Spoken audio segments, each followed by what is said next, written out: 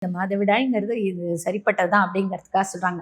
ஆனா யோசிச்சு பாருங்க, ஃபுல் சாப்பாடு சாப்பிட்டா எப்படி வயரானது அதுல இயக்கத்துல இருக்குமோ, அது மாதிரிதான் மாதவிடாய் காலத்துல பெண்களுக்கு ரெஸ்ட் தேவை. ஏன்னா அவங்களுக்கு ஹார்மோனல் இம்பேலன்ஸ் இருக்கும். அவங்களுடைய உடலானது அந்த உடலானது நான் எப்பவுமே சொன்ன மாதிரி செழிப்பா தன்னைத்தானே கவனிச்சு திருத்தக்கூடிய அமைப்புல தான் உழைச்சிட்டே இருக்கும்.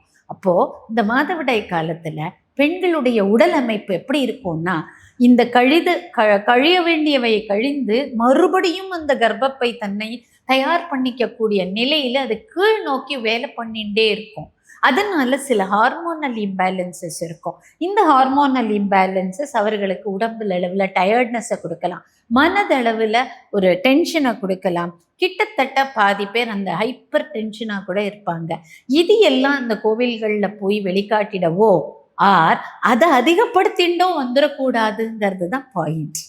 அதுக்காக தான் கோவிலுக்கு போக வேண்டாம்னு சொல்றோம். மாதவிடாய் காலத்துல பெண்களுக்கு தேவை ரெஸ்ட்.